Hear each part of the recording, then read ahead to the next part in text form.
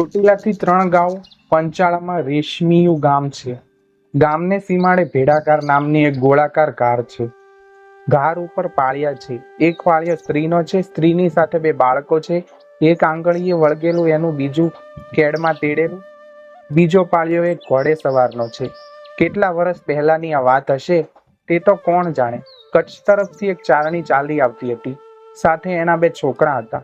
ચારણી અને ભેંસો હાંકીને પોતાને દેશથી નીકળી હતી. વાટમાં ખાવાનું નહોતું મળ્યું. કેડે બેઠેલા બાળકે માની છાતી ચૂસી ચૂસીને ગાભા જેવી કરી નાખી હતી. આંગળીએ ટીંગાતું બાળક ભેંસનું પળી 2 પળી દૂધ મળતું તે ઉપર નભે આવતું હતું. ચારા વગરની ભેંસો માર્ગે મળતી આવતી હતી. ચારણીને માથે ધાબળી પડી હતી. અંગે કાળી લાઈનું કપડું ને ઉઠા રંગમાં રંગેલ ચોળિયાની જેમી પહેર્યા હતા. ડોકમાં સુરાપુરાનું પતરું, હાથમાં રૂપાના સરલ અને પગમાં દોરા જેવી પાતળી રૂપાના વાળાની કાંબીઓ એ એનો દાગીનો હતો.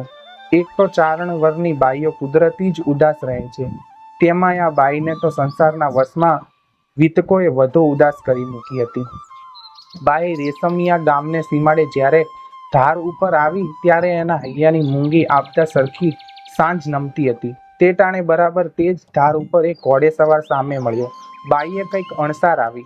બરાબર ઓળખાણ ન પડી એટલે બાઈએ પૂછ્યું, ભાઈ, મારો ભાઈ રેશમિયો આયર આ ગામમાં છે કે નહીં? કેવા છો તમે બાઈ? અમે ચારણ છીએ બાપ. ત્યારે રેશમિયો આયર તમારો ભાઈ ક્યાંથી? બાપ, બહુ વહેલાનો મેં એને વીર કીધો છે. 15 વર્ષ થયા અમે એકબીજાને મળ્યા નથી. ઓણ અમારે કચ્છમાં દુકાળ પડ્યો અને ઘરવાળો પાછા થયા. મને સાંભળ્યું કે માલ હાંકીને રેશમિયાની પાસે જાવ તો કાળ ઉતરી જવાય. બાપુ, પાણીએ મોંમાંથી નથી નાખ્યું. હશે હવે. ફકર નહીં, ભગવાને ભાઈ ભેળા કરી દીધા. પોતે ઘોડિયું સૂતી હતી તે દિવસે પોતાના માવતરનું માવઠું સોરઠ દેશમાં નીકાળેલું. માર્ગે એક વખત વગડો આવ્યો ને ઝાડને થડ પડેલું તાજું અવતરેલું બાળક રોતું દીઠેલું. દુકાળ બળતો હતો. માવતરને પેટમાં છોરુંને રળજળતા મેળી પોતાને બચાવ ગોતતા ભમતા હતા. માયા મમતાની અણછૂટ ગાંઠોએ પણ છૂટી પડતી. એવા કાળા દુકાળને ટાણે ચારણિયાના બાપે આ છોકરાને તેડી લીધું અને માએ એક ખાનેલીથી પેટની દીકરીને વછેડી નાખી આ પારકા દીકરાને ધવરાવી, ઉછેર્યો, મોટો કર્યો, કમાતો કર્યો, વરાવ્યો, પરણાવ્યો હતો. એ પોતે જ ધર્મનો ભાઈ રેશમિયો. નોખા પડ્યા તે દિવસે કહીને ગયેલો કે બોન, વખત પડે તે દિવસે હાલી આવજે. આજ વાખાની મારી બહેન એ રેશમિયા ભાઈનું ઘર ગોતતી આવી છે.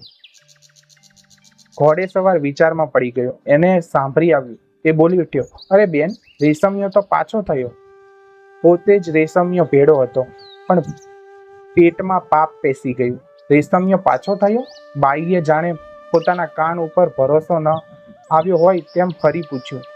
હા ભાઈ, પાછો થયો. 8 દિવસ થયા. ભાઈ પાછો થયો? ના ના, નહીં. બાઈ ગાંડી થઈ ગઈ હોય તેમ લવવા માંડી. હે, પાછો થયો? પાછો થયો? ભાઈ કાંઈ? એમ ધૂન ચડવા લાગી. આંખો જાણે નીકળી પડતી હોય તેમ ડોળા ફાડીને ચારણી આકાશને, ધરતીને અને ઝાડપાનને પૂછવા લાગી કે વીર મારો પાછો થયો? ઘોડે સવારે થરથર કંપ વછૂટ્યો. ઘણુંય મન થયું કે નાસી છૂટું, પણ ઘોડાની લગામ હલાવી ચલાવી ન શકાણી. ધરતી સાથે ઘોડાના ડાબલા જાણે ચડાઈ ગયા. પાગલ બનીને ચારણીએ ઘૂમટો તાણીને ચોધાર આંસુ પડતા મરશિયા ઉપાડ્યા.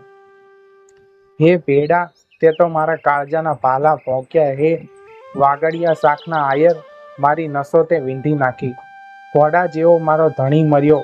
મારા ઘર ભાંગી ગયા. વરસાદે પણ રળજળ્યા.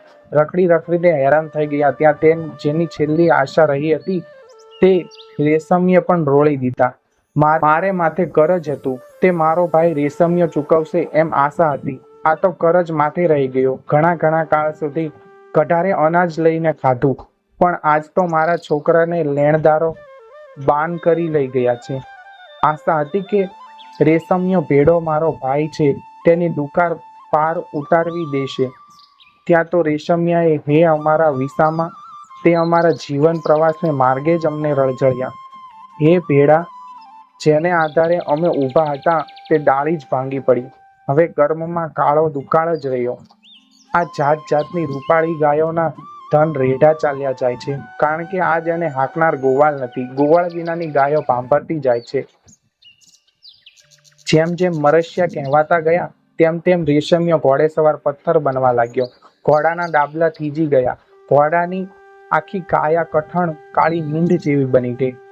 ઉપર બેઠેલ અસવારનું લોહી થંભી ગયું. છાતી સુધી જ્યારે પથ્થર બની ગયો ત્યારે રેશમિયો કાચની ચીસ પાડી ઉઠ્યો. એ બહેન, ખમૈયા કરી જાઉં. હું જ તારો ભાઈ, હું રેશમિયો. મેં ઘોર પાપ કર્યું, હવે દયા કરી જા. ચારણી હાથમાં વાત નહોતી રહી. એના રોમ રોમમાં જાગી ઉઠ્યું. સત હવે શમે નહીં. એના હાથમાંથી તીર છટી ગયું. એ બોલી, ભેડા, કપાસના છોડમાંથી કપાસ વીણાઈ ગયો હોય તો ખેતર કોઈએ ભેળું દીધું હોય તો ફરી પાણી પાઈને આપણે કોળવી શકીએ. ફરીવાર એને કપાસનો ફાલ આવે. પણ કપાસના છોડની સાંઠી સુકાઈ ગયા પછી એમાંથી રસ નીકળી જાય ત્યારે એને પાણી પાવું નકામું. એ રીતે હે વીર, તારા જીવનની સાંઠી જ સુકાઈ ગઈ. એટલું બધું પૂર તારામાં વ્યાપી ગયું કે હવે ફરી વાર એમાં પ્રાણ મૂકી ન શકાય. રેશમિયા ભેડાને મરવા ટાણે જ્યારે ભોંય લીધો, જમીન પર સુવાડ્યો, ત્યારે ચારે દિશાઓ પડી ગઈ. અને હે મારા સાચા સગા, મારો 100 ગામનો આખોય પંથ નિષ્ફળ નીવડ્યો. હે ભાઈ રેશમિયા, મારી આંખમાં અમૃત રહ્યું હોય તો મરતાને એકવાર એ દૃષ્ટિનું અમૃત છાંટીને જીવતો કરીએ. પણ હવે તો મારા નેત્રોમાંથી દુનિયાના મતલબીપણા ઉપર ધિક્કારનું ઝેર ઝરવા લાગી ગયું. હવે મારી આંખમાંથી સજીવનની રસ ખૂટી ગયો. મારો ઈલાજ નથી રહ્યો. હે રેશમિયા ભાઈ, તુજ સમૂહ વહાણ મારે જાણે કે જીવતરને મધદરિયે ભાંગી પડ્યું. તારું પિંડ પણ હવે પાષાણ બની ગયું. હવે મારા અંતરમાં રસ ન રહ્યા.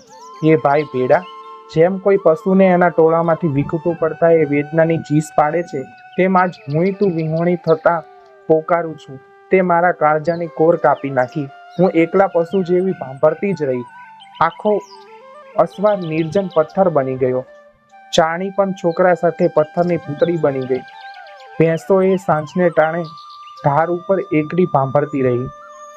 આ વાર્તાના લેખક ઝવેરચંદ મેઘાણી છે અને આ માહિતી સૌરાષ્ટ્રની રસધારમાંથી લેવામાં આવી છે. પોસ્ટનો ઉપયોગ કરેલ ફોટો પ્રત્યાત્મક છે. જો તમે આવી જ અન્ય સત્ય ઘટના, લોકવાર્તાઓ, પ્રેરણાત્મક સ્ટોરી અને ગુજરાતી લોક સાહિત્ય વાંચવા માંગતા હોય તો આજે જ અમારી ચેનલ આપણું સાહિત્યને સબસ્ક્રાઇબ કરો, વિડીયોને લાઇક કરો, શેર કરો. બાકી મળીશું નવા વિડીયોમાં અમારી ચેનલમાં. ત્યાં સુધી જય હિન્દ, જય ભારત દોસ્તો.